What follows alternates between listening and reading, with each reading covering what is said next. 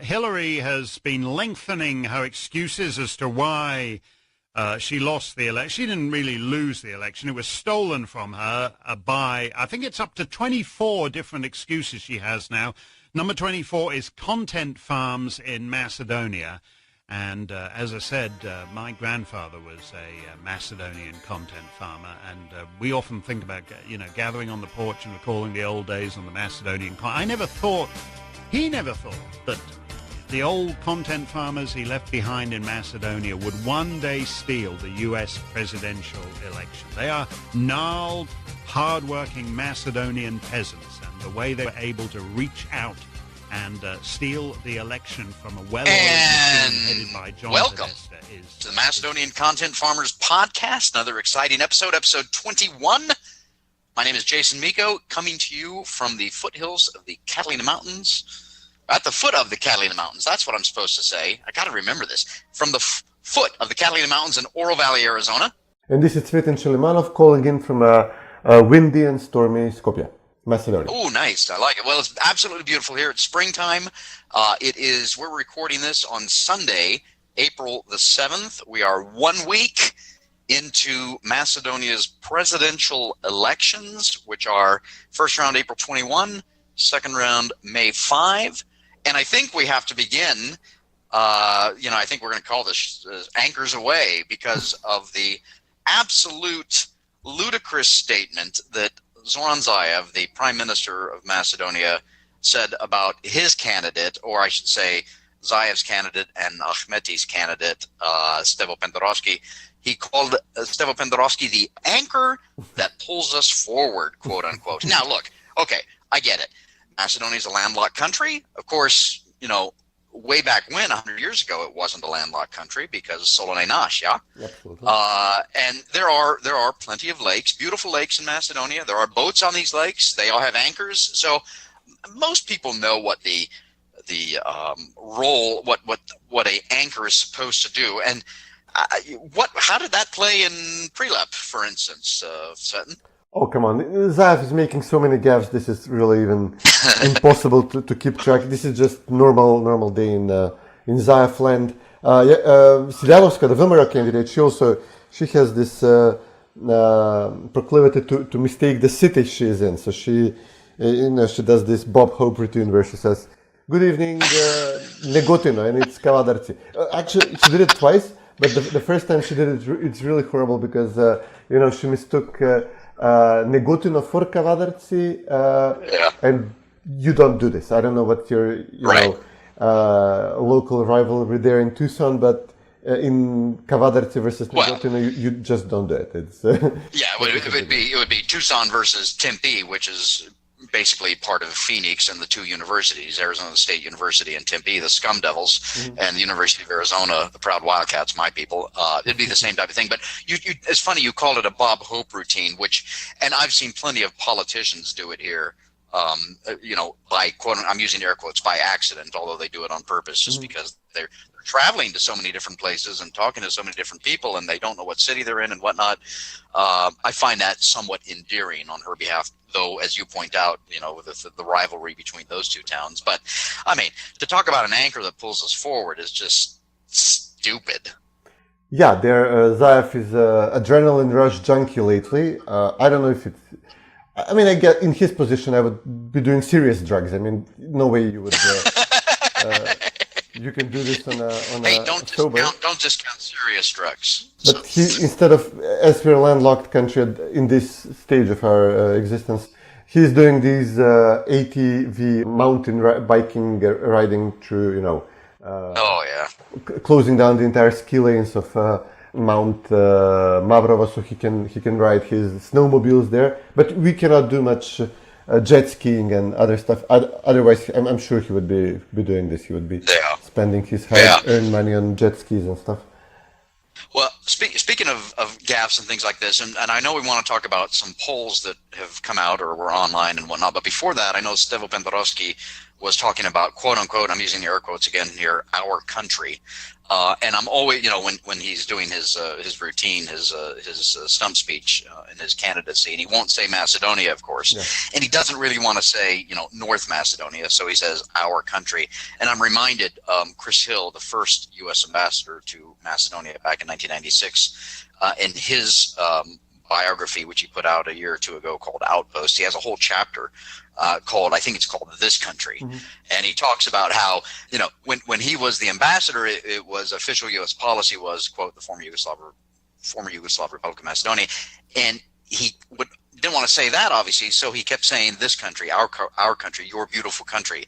And he finally just got tired of it and said, to hell with this. I'm just going to say Macedonia, and damn the torpedoes, damn the consequences, etc. And he started doing it, and nobody really cared.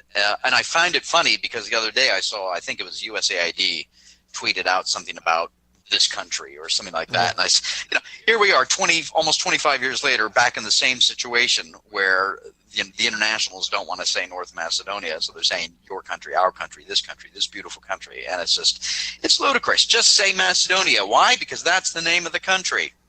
Yeah, they're not saying Macedonia. We can't play the national anthem in front of Tsipras. Even Zaev said, the army uniforms, he was saying, well, we should have maybe sewn something up quickly on the army uniforms so not to embarrass our dear guest, Alexis Tsipras. He was, initially for a few days they were lying that the anthem was not played because there was no time because Tsipras was flying in late, and it just takes a few minutes to deploy the guard and sing the anthem.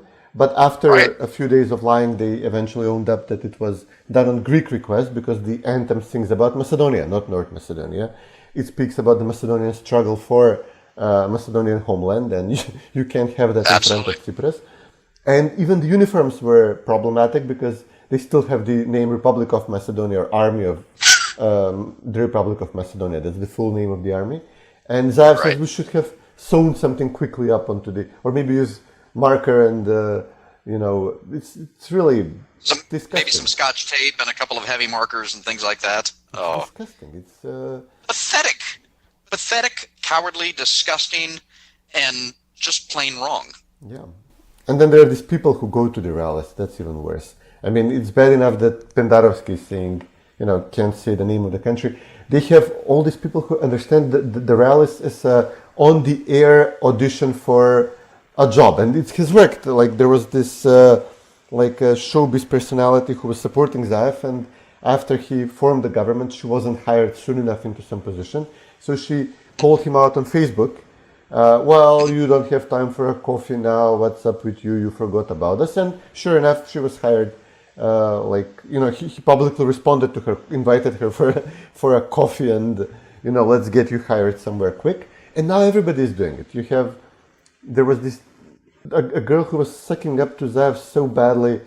You are the only person so far who has managed to reverse the course of history in the Balkans.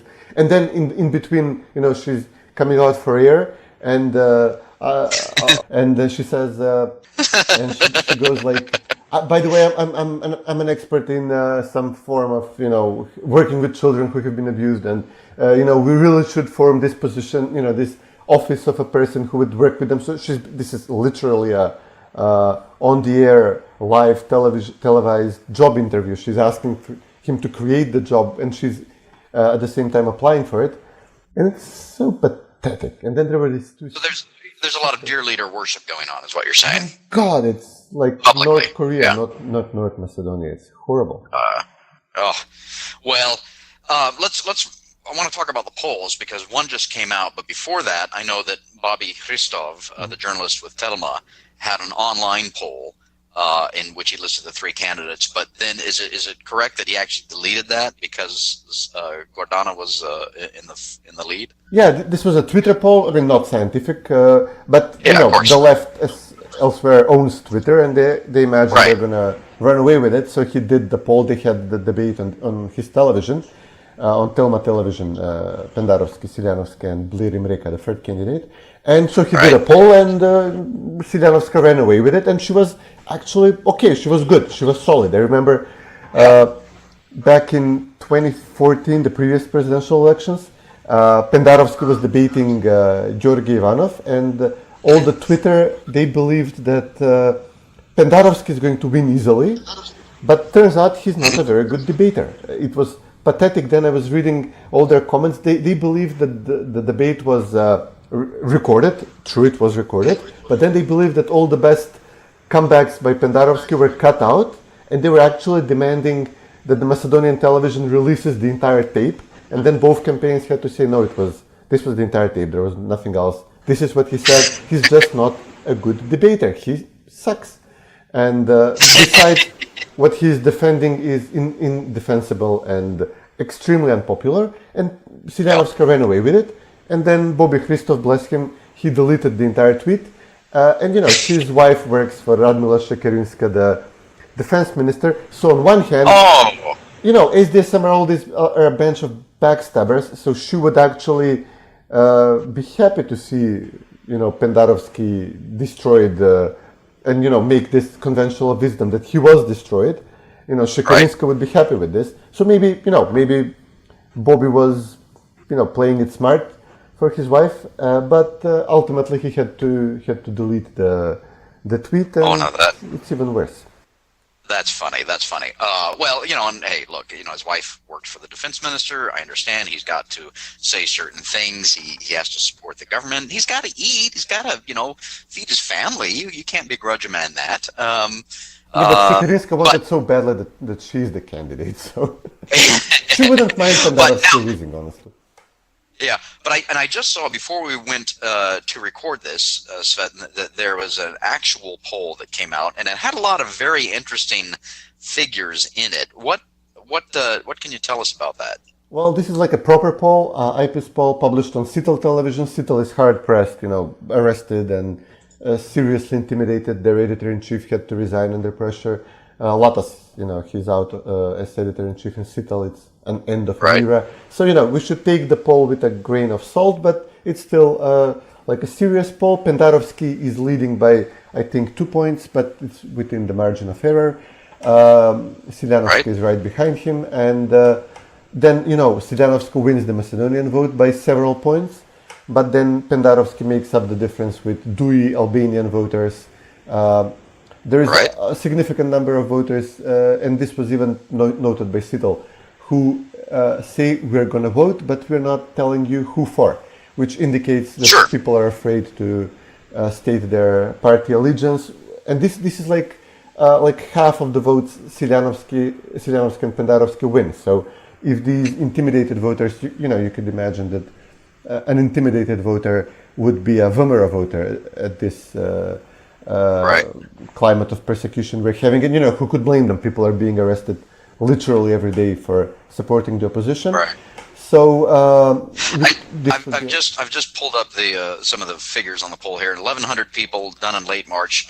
One of the things I thought was interesting was that Silianovska polls much better among the other ethnic minorities in Macedonia, 17.9% to 14.3% for Pendarovsky. And I think it's important to remember that the majority of people in Macedonia, of course, Macedonians, and then we have Macedonia's largest minority, which is the Albanians. And the Albanians would like everybody to forget that there are other minorities in Macedonia that are happy to be Macedonian, happy to call the country Macedonia, and to support them, and to speak the Macedonian language, etc. And Silianovska is apparently doing much better among them than Pendarovsky. Yeah, they're smaller groups, both Christians like the Vlach and the Serbs, but also Muslims like the Turks and most of the Roma. They're feeling pressured by the Albanians.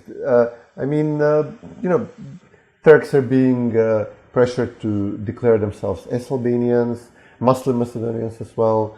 Roma, you would get frequent fights between Roma and Albanians for control of businesses or even the schools in the Shutka district. So, other smaller minorities, they see ethnic Macedonians by and large as more open-minded and more, tolerant than the Albanians. Frankly, Albanians are pushing for territory in Macedonia. There's no. Of course. Well, beating that's around it. that's Aweigh 2001. You know, and we'll always talk about that because that's the truth. Is that he wanted to split Macedonia in half. There's another interesting set of statistics in this poll, which I want to point out, and that is amongst public employees, public administration. Stevo Pendarovski does 39% to 32% for Silianovska because their jobs depend upon it. Whereas amongst self-employed, businessmen, farmers, she beats Pendarovski 35.2 to 17.6, or maybe that's rural versus urban. But yeah, this is going to be fascinating, and I'm not willing to make a prediction as to who's going to win. At least not at this point. And who knows? I think after Brexit and the election of Donald Trump, 2 years ago, I think polling is fraught with errors and anything can happen. I think that's the lesson of those two major events in Western civilization. So, but these are fascinating numbers. I actually sent them to some friends of mine that do polling to try and get their opinion. I'm still waiting to hear back from them. Yeah, Vimera made an attempt to reach out to the public administration and, increasing their salaries exponentially. And but ultimately, a conservative party should not trust the public administration. We're seeing it in this poll as well. They will vote for the government, and, when left to vote freely, they will vote for the leftist party. Like in the United States, a conservative party should reduce the public administration, not try to win it over. This Absolutely. is my takeaway here. Small government, as our mutual friend, Grover Norquist. Yeah. Yes, as he likes to say, he doesn't want to eliminate government. He just wants to shrink it to the size where he can drag it into the bathroom and drown it in the bathtub. He once tried to pronounce my name. That was one of the funniest memories I have in my life of Grover trying to say Cvetin. That was beautiful. True story. Actually, before he got married, he had a townhome right on Capitol Hill, and rented out extra rooms to people. And I had a girlfriend that rented one of his rooms. So anyway, let's see. What else can we talk about here on the election?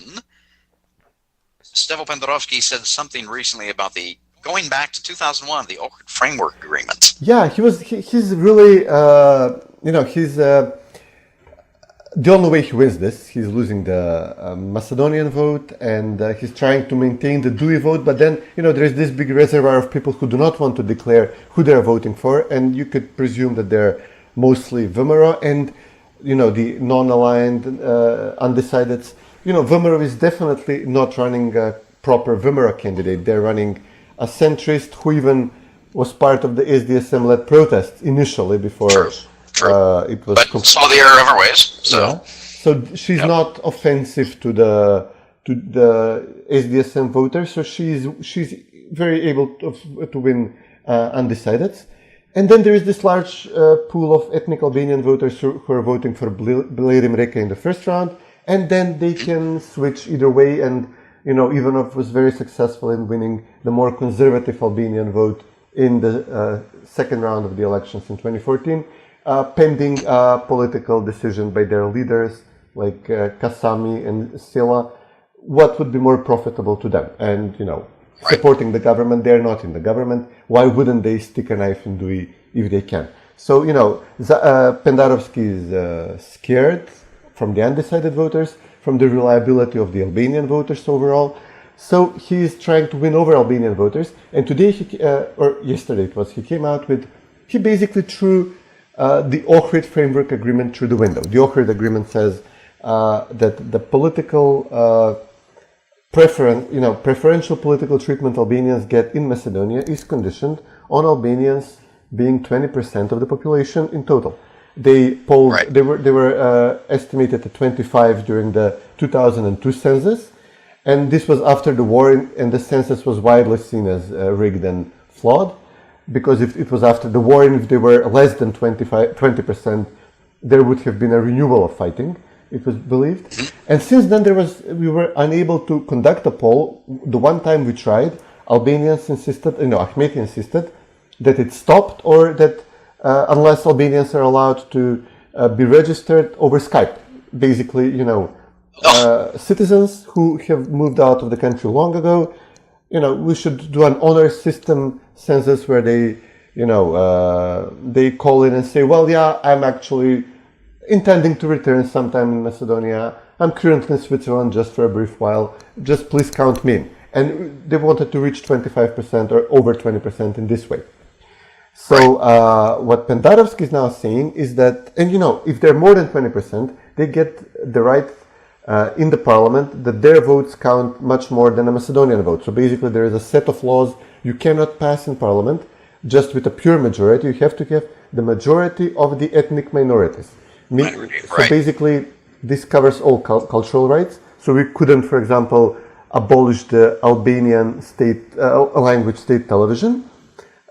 With Macedonian votes only, if everybody, all the members of parliament, of Macedonian members of parliament voted to abolish it, there would be like 90 of them, and they could easily, out of 120, they could easily abolish it.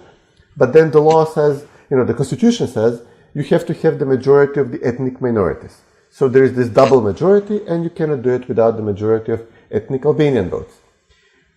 And now Pendarovski says, even if Albanians are under 20%, and he insists, but no, you're not, he has to say this for his Albanian voters, but even if you are, I would insist that you would still have the rights, or it's not the right, it's a political clout, it's a political influence in parliament, and it's a pressure on the actual majority. You could form an ideological majority in the parliament, but then the ethnic majority would overrule you.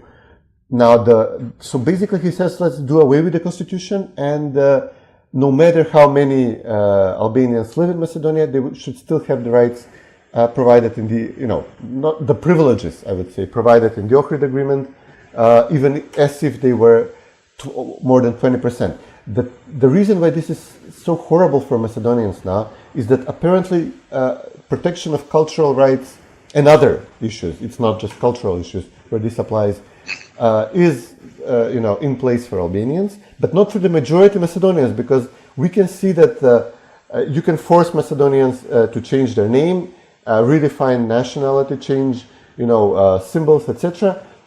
With a minority of ethnic Macedonians voting for this, the majority being opposed to this, but then you add the Albanian votes onto the way and then overweigh the majority of ethnic Macedonian voters. So precisely what the Ohrid agreement sets out to prevent in the case of the Albanians, precisely that was done to the Macedonians with the 2016 elections, when the government was formed with an explicit mandate to rename the country. A majority of Macedonians voted against the Zaev government, but it was still created with literally all of the Albanian votes put together and overruling the will of the Macedonian people, the majority of the Macedonian people. The referendum, we know what happened. Albanians gleefully voted to rename Macedonia and Macedonians, while Macedonians largely boycotted the referendum.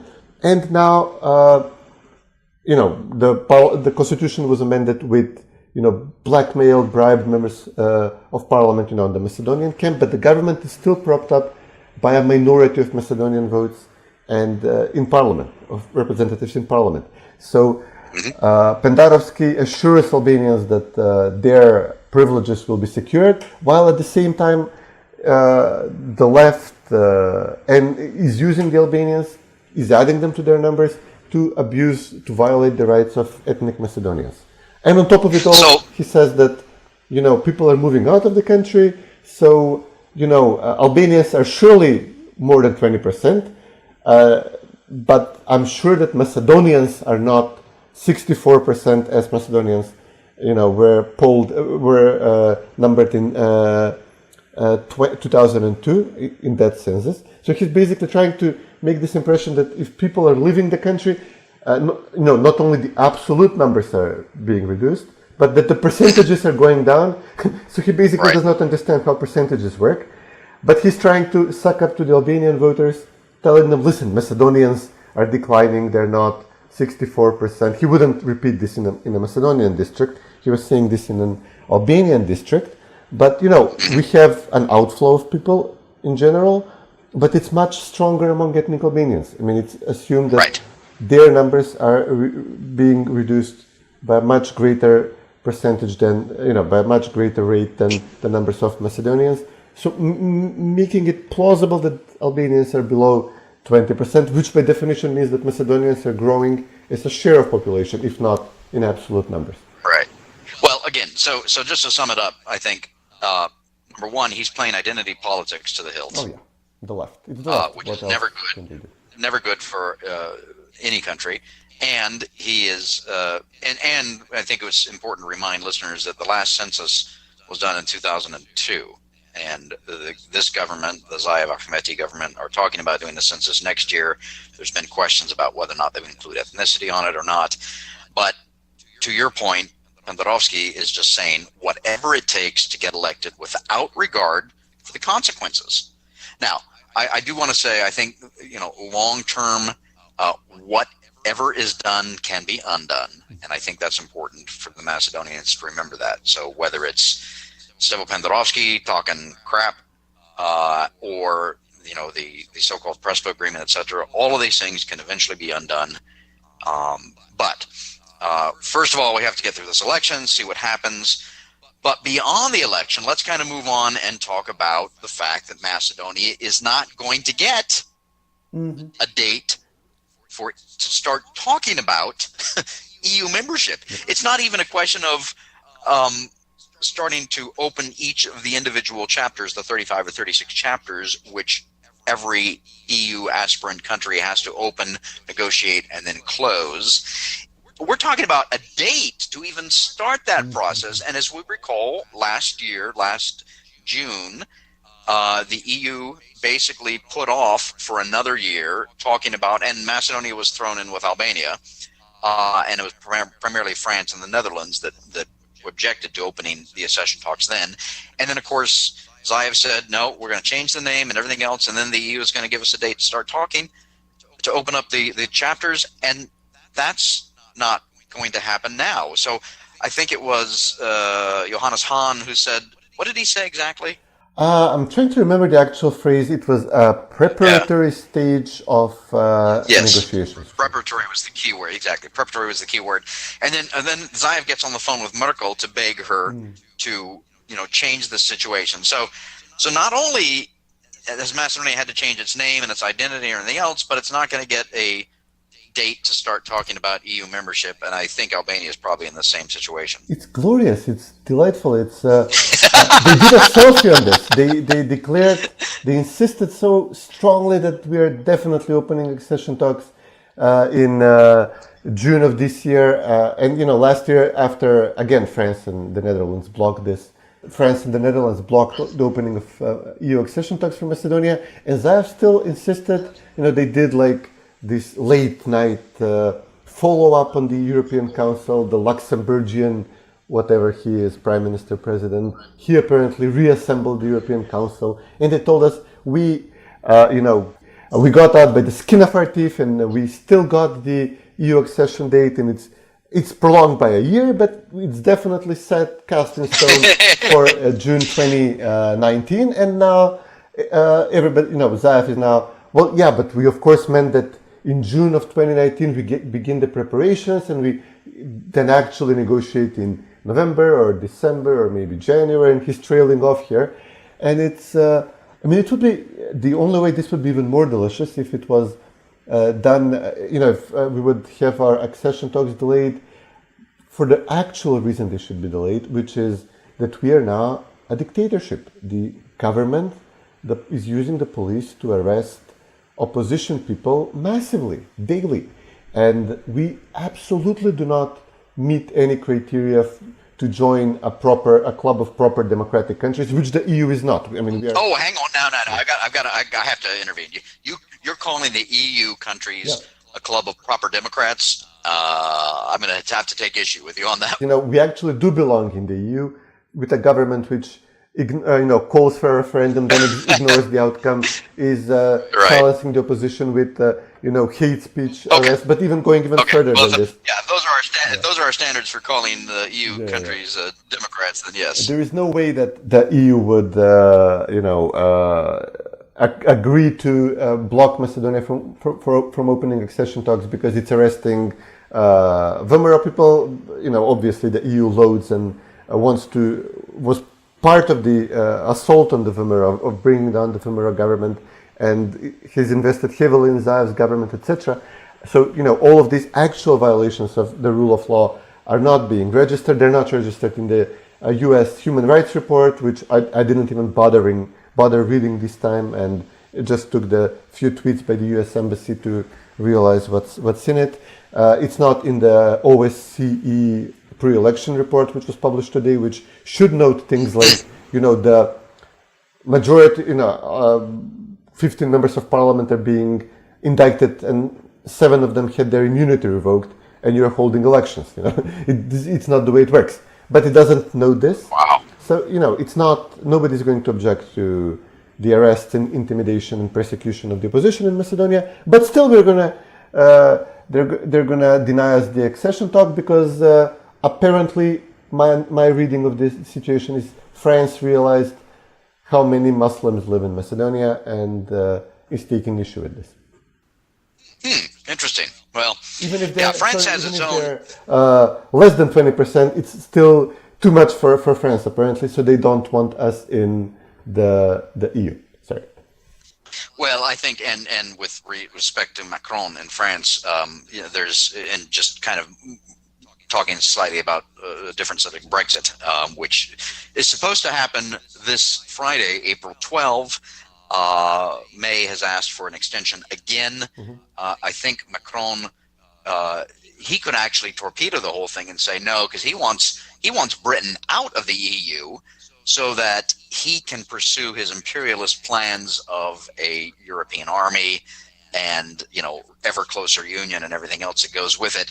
To bring Macedonia or Albania into that would also, I think, upset part of those plans, which is probably why he's saying no. So Macron could actually end up doing everybody a favor here by saying you got to have a hard crash out on the EU on Brexit on Friday the 12th, and no to Macedonia and of course Albania later in June. We will see. Sukarije offered soldiers to France for Chad and Mali and whichever other colony they're trying to discipline now, and she did this literally days after the French European Affairs Minister, she told us that we're not allowing you to open accession talks. So even after this, our first response was, we'll give you soldiers, whichever African whole country you're attacking at this point. we'll send you the troops no matter what, just please give us the accession date. And probably the best thing we have to do now to get... So EU is slipping out of our grasp, but then even NATO is looking shaky because Turkey took great umbrage when the Zaev government, they gave like a few thousands of euros to a newspaper published, a Turkish language newspaper, the Zaman, but it's being published by the Gulen organization. It's a Gulenist newspaper. So no, a big no-no there. Yeah. So they forced the newspaper to give the money back. So the government would not pull back its decision, but the newspaper said, okay, we don't want this. But now, as a follow-up move, Turkey demands that we extradite about 15 people. I presume Turks living in Macedonia, citizens or at least residents. We have not been told if they're citizens, which would make it a bit more difficult. Some of them, the smart ones, have already fled the country. And but they gave us a list. They want us to close down a school which is run by Gulen as well. It's one of the biggest, poshest foreign. The high school? What was it called? Yahya Kemal. Yahya Kemal. So now Sukarije is out saying that if we do not agree to their requests, they may not give up on ratifying our NATO accession, but they may severely prolong it or delay it for a while. So, everybody in SDSM when during the coup in 2016, it happened literally at a time when very high tensions in Macedonia. A lot of people on SDSM saw the attack on Erdogan as okay, it's part of the Balkan Spring, and so Jess Bailey was a U.S. diplomat in Ankara during the Gezi protests. So it was clear that from the style of the protests, from what even Erdogan was saying, that the US is organizing the protests against me. So in Macedonia, we were strictly divided. On the left, people were cheering the protesters on in the army, bring down the Islamist thug, bring back the secularizing socialist army and CHP, what's the name of their leftist party. While on the right, everybody was, okay, we are rooting for Erdogan, and President Ivanov was one of the first people who called him and expressed his support that we stand with the legitimate government of Turkey. So everybody on the left was on the side of the putschists here, of the coup organizers, and now they have to extradite 15 people so that Erdogan would allow us to join NATO. It's delightful. Wow. Well, I think, and of the 29 member states of NATO, I think 10 or 11 have ratified Macedonia's accession to NATO so far. That leaves the rest. The United States hasn't. I saw something the other day said the United States might take it up, and here it's the U.S. Senate that has to vote on treaties. That's one of their tasks as one of our two bodies of Congress. But it'll be the fall. And I know that everybody's trying to do it. So NATO just celebrated 70 years, April 3rd and 4th in Washington. I think April 4th was the actual date. But then there's another meeting in London in December, which was where the first NATO headquarters was located when it was first created. And I know they want to have another big celebration there in December, and we'll see if Macedonia actually is a member by then. But going back to what you said, it's interesting. Here we are talking about Brexit. We're talking about what's going on in France. We're talking about what's going on in Albania. We're talking about what's going on in Turkey, and all of these events, obviously, and what's going on in these countries and the politics and the back and forth, etc., have an impact on Macedonia. And who's standing up for Macedonia? Well, apparently it's not the government. The government is going every which way, trying to please everybody, and we all know that you can't please all the people all the time, and yet that's what the government is trying to do.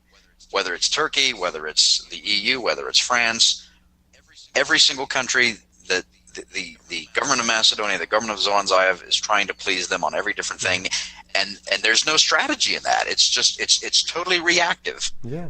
There is no strategic plan for Macedonia right now, which is unfortunate. This approach, even countries who do not have an issue or do not have a bone to pick with us will find one, because if you're literally giving up everything, we have Romania further away will come and tell us, okay, we want you to recognize the Vlach minority as Romanians, to recognize that you have a minority here. We'll have, unassuming countries coming up making requests. We'll have, obviously, Turkey. We'll have making requests. We'll have Russia.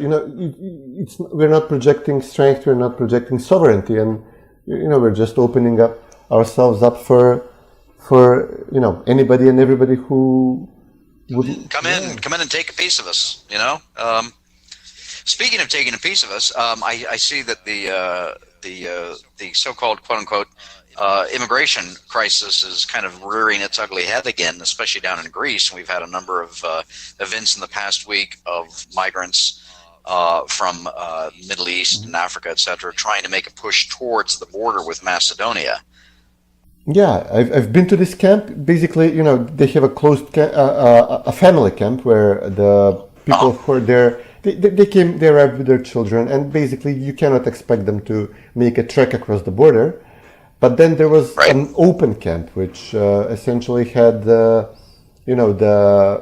15 and above males who arrived single, who arrived on their own. And this camp was completely open to migrant smugglers. So basically they would tell them whenever you feel ready, or you have, if you have enough money to pay the smuggler, etc., he'll take you on the trek across the border. So this camp was being emptied constantly, but obviously not at the rate which we had during the migrant crisis. 2015, right? Yeah. But now they're getting anxious, and this happened while Tsipras was in Skopje, and you have two socialist leaders. Wow. Tsipras was actually organizing the ferry from the islands to Athens, which was the root of all the problems, which caused the crisis, because, once you make the trip from Turkey to some of the Greek islands, you're stuck there.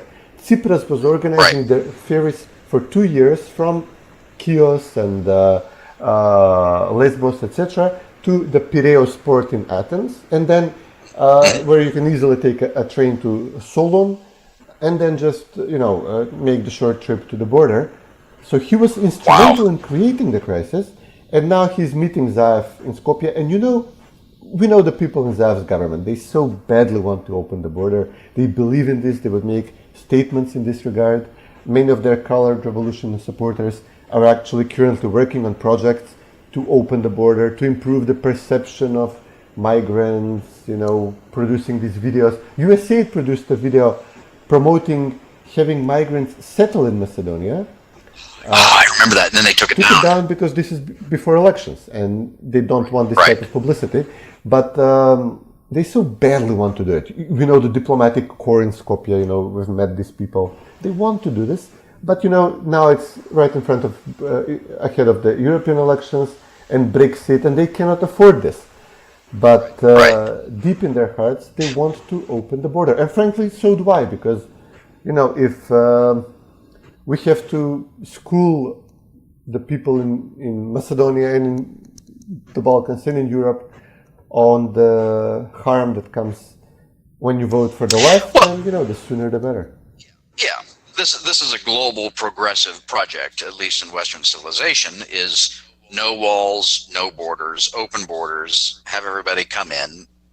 But the very simple reason for it is because they want fresh bodies that will then vote for them. It's all about power at the end of the day.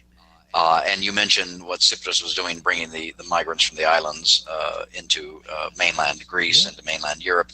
Same thing's going on. We've had it, with Mexico, with buses literally from the southern border of Mexico, bringing Hondurans and Guatemalans and Nicaraguans and Salvadorans all the way up to our border, and families. 10, 15 years ago, it was just single young men, which is a different situation than families.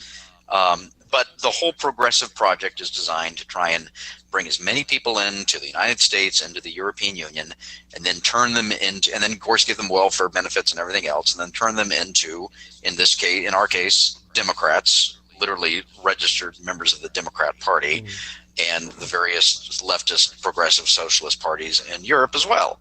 And that's Beto O'Rourke, the former Texas congressman who's running for president, actually wants to tear down existing walls that members of his own party voted to put in place,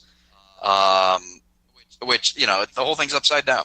Yeah, the natives know them far too well to vote for them. That's the problem. But the migrant crisis, you have this. I mean, this is one of those comments too good to check. Basically, in Serbia, yes, they had there are these distinctly Balkan situations which happen when war, migration, refugees, etc. This dark humor we have here, because again we have to take things in stride, because if you take things seriously here you'll go crazy. So there was this tweet from Serbia, a guy made a great joke. He says, and it might be true but probably not, and who cares, too good to check. He says there was this guy from a village in the south of Serbia, from Vlasotince, and he bought they want to make money smuggling migrants, taking them through Serbia, but you get caught, you get arrested. So he allegedly bought a white van, and he bought a lot of sparkly clothes, and white shirts, and he bought some musical instruments.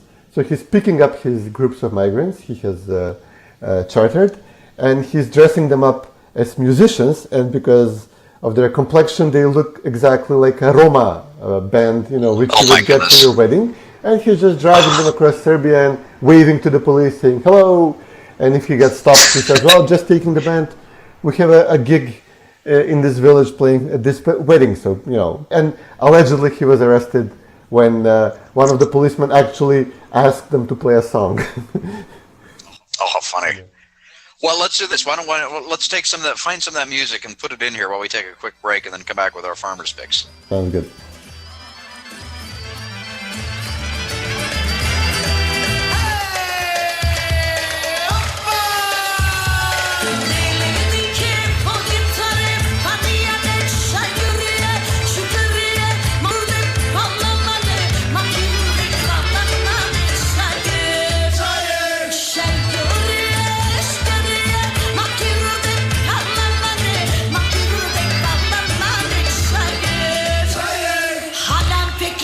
Çay Sukarije Movoci di ilan Çay Sukarije İrindik maçayı Hanam fikranmanın Çay Sukarije Movoci di ilan Çay Sukarije İrindik maçayı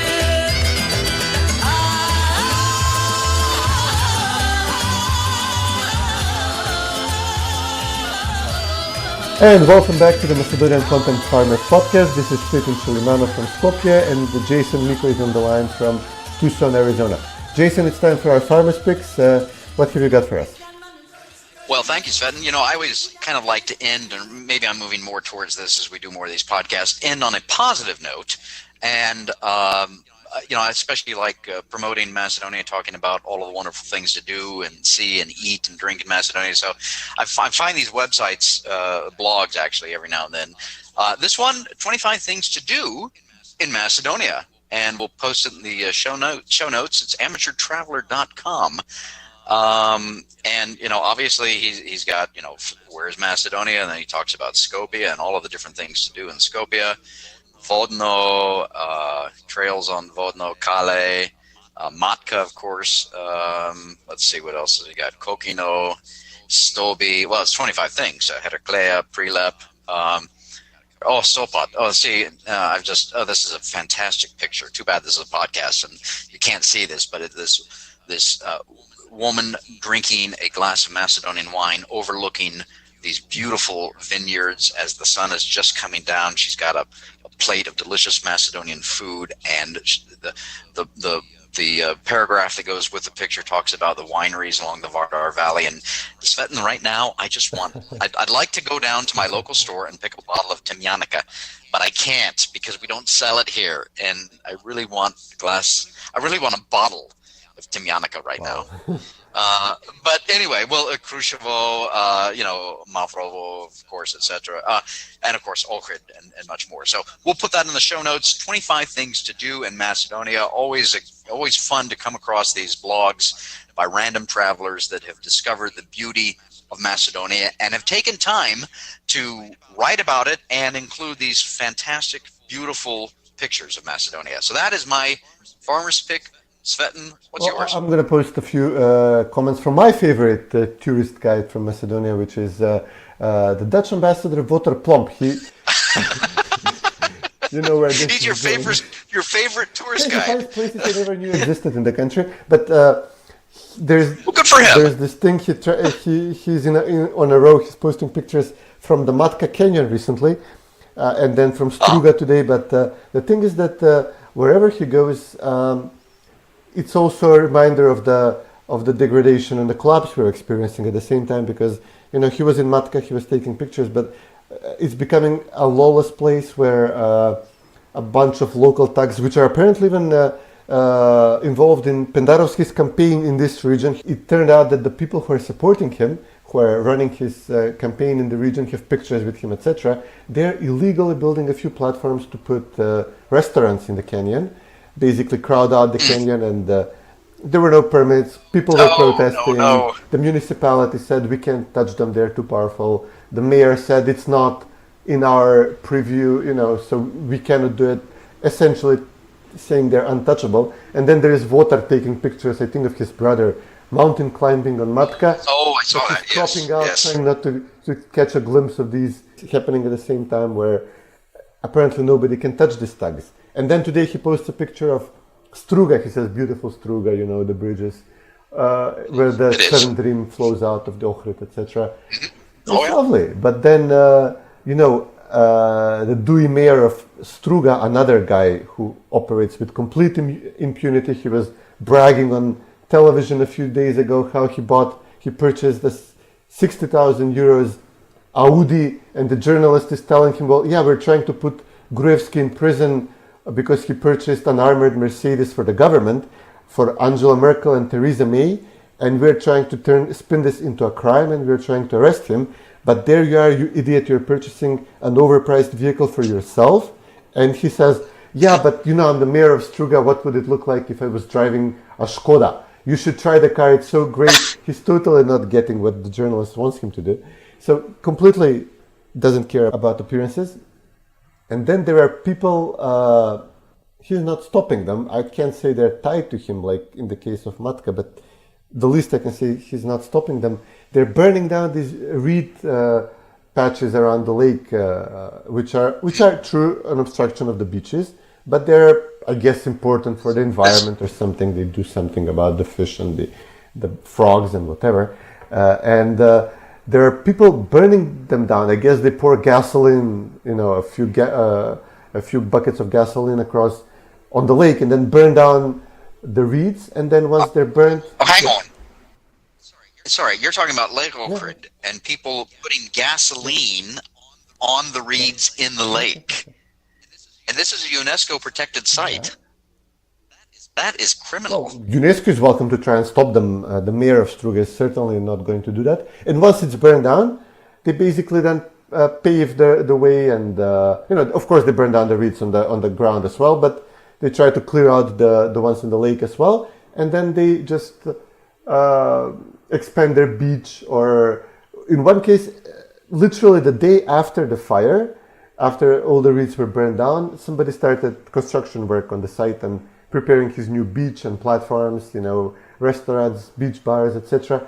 And again, there was Waterplomb snapping a picture in Struga, but he was so lucky to avoid fires around the lake, which is what is going on. But no environmentalist would react to this, because this would mean rocking the boat of the ruling coalition. If this happened during Vimera time, they literally stopped Vimera from building a proper highway along the lake, which would have developed the existing beaches and, reduced this horrible congestion we have in summer when people are trying to drive back from the beach.